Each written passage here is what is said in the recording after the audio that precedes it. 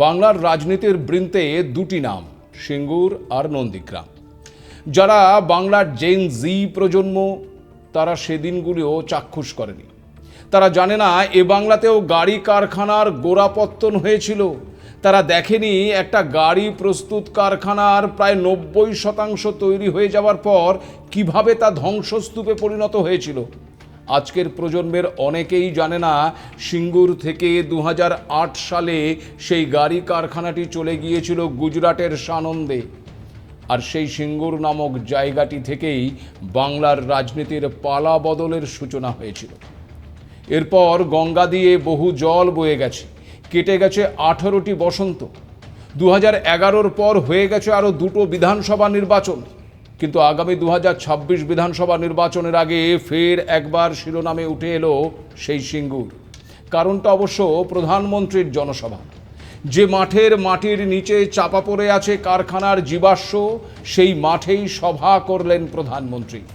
তবে কি সিঙ্গুরে ফের শিল্প হবে? সিঙ্গুরের মানুষ কাজ পাবে? বাংলায় আবার দেখা দেবে শিল্প সম্ভাবনা? এমন সব নানান প্রশ্ন উঁকি দিচ্ছিল গত কয়েকটা দিন ধরে। কিন্তু প্রশ্নের উত্তর কি পাওয়া গেল? সত্যিই কি তবে ফের একবার বাংলার রাজনীতির পালা বদল ঘটাবে ওই সিঙ্গুর, নাকি পুরোটাই একটা ইস্যু মাত্র? রাজনৈতিক দলগুলোর কাছে সব কিছুই দলীয় এজেন্ডা। তাতে রাজ্যের সাধারণ মানুষের কতটা লাভ বা ক্ষতি, সেসব কিছুই থাকে গৌণ। যা আগেও ছিল তা এখনো আছে।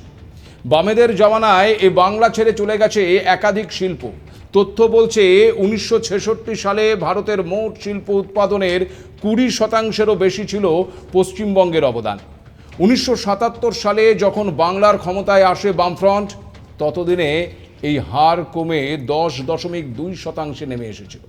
আর বাম জামানায় 2000 সালের মধ্যে তা আরও কমে প্রায় 3.7% এসে দাঁড়ায়।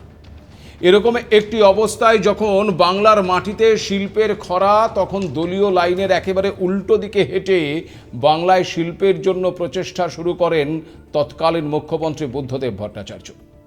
সিঙ্গুরের মাটিতে টাটাদের 1 লাখি ন্যানো কারখানার কথা ঘোষণা করেন তিনি। জোর কদমে শুরু হয়ে যায় সিঙ্গুরে কারখানা তৈরির কাজ, কিন্তু কৃষকদের একাংশের দাবিকে হাতিয়ার করে জমি অধিগ্রহণের প্রতিবাদে আন্দোলন গড়ে তোলে তৎকালীন বিরোধী দল তৃণমূল কংগ্রেস। লাগাতার আন্দোলন প্রতিবাদের সাথে চলতে থাকে আবার টাটাদের কারখানা নির্মাণের কাজও।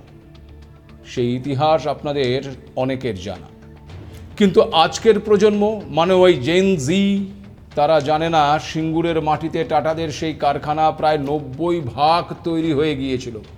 আজ যে ন্যানো গাড়ি রাস্তায় চলছে, তার চেহারার আত্মপ্রকাশ ঘটেছিল সিঙ্গুরের ওই কারখানা থেকেই।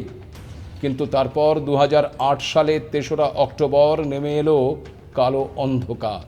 লাগাতার বিরোধিতার কারণে শেষ পর্যন্ত সংস্থার চেয়ারম্যান শ্রী রতন টাটা তার কারখানা পশ্চিমবঙ্গ থেকে অন্যত্র সরিয়ে নেওয়ার কথা ঘোষণা করলেন। প্রায় সম্পূর্ণ তৈরি হয়ে যাওয়া কারখানা থেকে এক এক করে সরিয়ে নেওয়া শুরু হলো সমস্ত যন্ত্রপাতি। পড়ে থাকলো শুধুই কংক্রিট, কঙ্কাল হয়ে দাঁড়িয়ে থাকা কারখানার কাঠামো। পরবর্তীতে তাও ভেঙে ফেলা হয়। এরপর 2016 সালের 31শে আগস্ট সুপ্রিম কোর্ট জানিয়ে দেয়, সিঙ্গুরে টাটা মোটরসের ন্যানো প্রকল্পের জন্য পশ্চিমবঙ্গ সরকারের তরফে যে 997 একর কৃষি জমি অধিগ্রহণ করা হয়েছিল তা ছিল অবৈধ। সরকারকে সেই জমির দখল নিয়ে তা 9117 জন জমির মালিককে ফিরিয়ে দেওয়ার নির্দেশ দেয়। সেই মতো জমি ফিরিয়ে দেওয়া হয় কৃষকদের।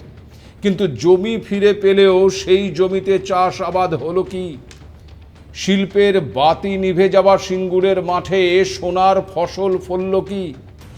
স্টেটসম্যানের একটি রিপোর্ট বলছে, সিঙ্গুরে জমি ফেরত পাওয়া কৃষকদের একাংশ জানাচ্ছে 30% জমি কৃষিকাজের জন্য উপযুক্ত। বাকি জমি এখনও অনুর্বর এবং অনুৎপাদনশীল হয়েই রয়ে গেছে। প্রায় 300 একর জমি পুনরুদ্ধার করে চাষাবাদের জন্য উপযুক্ত করা গেলেও খাসের ভেড়ি, বাজেমেলিয়া, সিংহের ভেড়ি এবং অন্যান্য মৌজার প্রায় 700 একর জমি এখনও অনাবাদি থেকে গেছে। অর্থাৎ যা দাঁড়ালো তা হলো শিল্পও গেল, জমিও গেল। কৃষকদের কপালে জুটেছে শুধুই ধুলো, বালি, অনুদান আর প্রতিশ্রুতি। এই সিঙ্গুর 2011 সালে পালা বদলের বড় ভূমিকা গ্রহণ করেছিল, তা বাংলার সবাই জানেন বাংলার পরিবর্তনকামী বিদ্বজনরাও। মূলত কৃষি জমিতে কারখানার প্রতিবাদে গড়ে উঠেছিল আন্দোলন। সেই আন্দোলন রাজনৈতিক ফায়দা অবশ্যই দিয়েছে, কিন্তু কৃষি আর কৃষক, 400 একর নিয়ে বিবাদ ছিল, আর 18 বছর পর দেখা যাচ্ছে 300 একরে চাষ হচ্ছে, বাকি প্রায় 700 একর গত 18 বছর থেকে বঞ্জার অবস্থায় পড়ে রয়েছে। কার লাভ, কার ক্ষতি, হিসেবটা মিলছে কি? সিঙ্গুরে টাটাদের কারখানা থাকলে ওই এলাকার যে অর্থনৈতিক ডেভেলপমেন্ট হতো, এটা বোঝার জন্য বিরাট কোনো বিশেষজ্ঞ হওয়ার প্রয়োজন আছে কি? কে বলতে পারে?